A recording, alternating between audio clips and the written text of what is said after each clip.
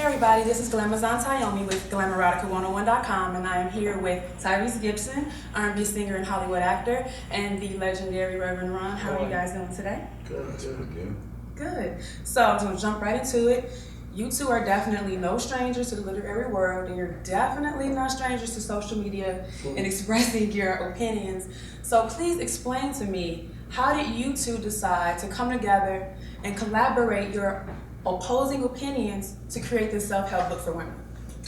Well, not every opinion in the book is opposing. I don't want anybody to think that this is like some gimmick where we like, how do you feel? Well, how do I feel? We're like going back and forth, like cheesy, corny, grown men talking to a younger guy. It's we decided that because we have this feeling of responsibility to give people the insight, get the heads up, paying it forward. It's one thing to say here's an opportunity to write a book, and it's another thing to feel a responsibility. And we both share that responsibility towards women. I have a 5-year-old daughter, he's got daughters, and we're more concerned about what they don't know. Okay. And that became the motivation to do it. I mean, we met through social media because he sends out these emails called Words of Wisdom, and I actually had a problem with something that he sent out one morning, and I didn't know that he actually got the email, so I responded to it, and he hit me back, and I was like, oh man, he responded. I thought it was like some computer that was like sending things out.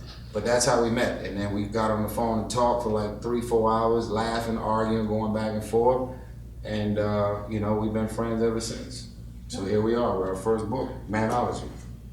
Reverend, do you have anything to add to that? Yeah, when I called him and we started speaking, at the end of the conversation, I was laughing and saying, we should put together a book, and I really wasn't serious. We should call it I Beg to Differ. It's because of the little argument, and we kind of forgot about it, dropped it, started hanging out, laughing, becoming friends, and next thing you know, we were putting these tweets out on Twitter where we would just hashtag Manology, and that was just our little thing, like, yeah, when you do it, man, make sure you do it in all caps. He was telling me, I saw you put the pound sign, we like giggling, we putting it up.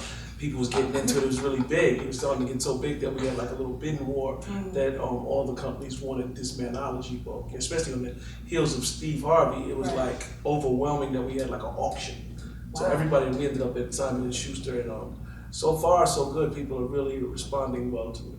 Okay, so how do you think that women who might not have been given solid advice about men, like women who've never had like a positive male figure in their lives, how do you feel they're going to react? You saying that for you? No, my dad's been there since I was born. I love him. Okay. Right here. February 11th, his birthday, 51 years old. I love you. Yes. Okay. Yeah, so. I'm just asking. Yeah, because I do have, friends who haven't been as fortunate as me. Absolutely. And I know that sometimes they can get confused. So how do you feel that this book will be received by those types of women? Well, I think I got a 2-part response to that. Okay. I love the fact that you were raised by your father and he had a great influence as far as your knowledge, insight, and awareness around men. But I also think that the age group of men that you're dating play by a different set of rules. Yeah. So I think, educating or trying to give a woman insight on men from an old school perspective, it needs to be a combination of old school and new school. And I think that's where Manology kicks in, where I'm from Watts, I'm from the streets, I just left last week. Like, it's fresh. The hood hot sauce is on me heavy. And so my views and perspective is raw, uncomfortable, it's bold, it's in your face, it's, inappropriate at times because I'm just saying exactly what it is. And Rev's, his is from more of a seasoned veteran. I've been married for many years, I got kids, and I'm at a different place in my life. And so there's a lot of value in his morals, what he stands for, and mine too. But it's just very, What? Huh? It's the shock value, and it's not purposely done. It's not like I'm trying to be Wendy Williams and shock people. It feels on radio. real. It's coming from a real place. Yeah. And I think, just kind of hopefully answering your question, that's the value And I feel like that's in these pages where it's like raw, bold, uncomfortable truth. And we felt the responsibility to put that out there because I have a problem as well as he with what a lot of women don't know. Okay. Reverend, do you have some insight on that question? What was the question again? The question is, how do you feel that women who haven't grown up with positive male figures in their lives will receive the information? This book is going to be very good for them because it talks to them about how a man thinks, how a mind of a man goes after a female. It talks about prior experiences in my life as Run DMC, earlier experiences, him with, his Coca-Cola commercial, Sweet Lady and all that.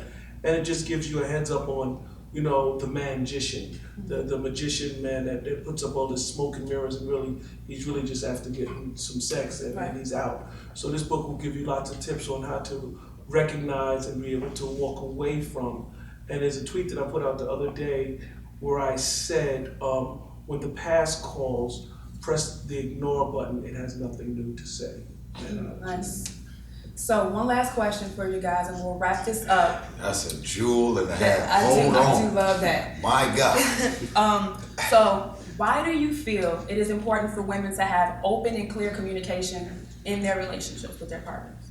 It's very important. I mean, it doesn't get any more of a greater communicator than me. Like, I'll just say it. Look, I'm horny as hell, and you not being in town is not really helping a recovering man who just love.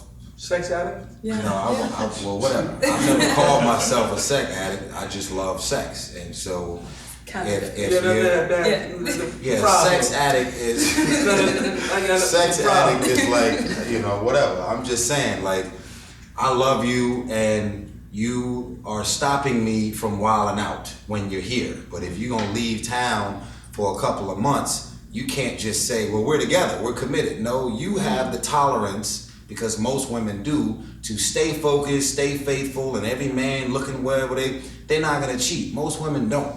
Dudes, it's like as easy as taking your shoes off. And it's just about the moment and the experience of just, letting that out. And that's just what it is. So, I mean, it's kind of like, that's just what it is, man. I'm just tired of this. Okay. So why do you feel that open communication is important? Gotta be able to talk about it. Open communication is very important in relationships because if a woman doesn't state at the beginning of a relationship what she'll stand for and what she won't stand for, she will end up getting walked over. Mm-hmm. That's my answer. Well, guys, I appreciate you both Just giving your saying, insight man, about you this better hurry up book. and get back in town. Because I'm trying my best to hold it together. I am falling apart miserably. If you cannot tell the dynamic of this book from these two men sitting Tell next you to right me, now, you better hurry up. Pick it up. Tell me what that ticket gonna cost, and you need to get here and save me from me. Manology. well, guys, it was a pleasure. Make sure you all purchase Manology. It's available at retailers nationwide and online for worldwide distribution February 5th. Pick it up. I know I will be. And this is GlamErotica101.com. Glamazon Tyomi signing off.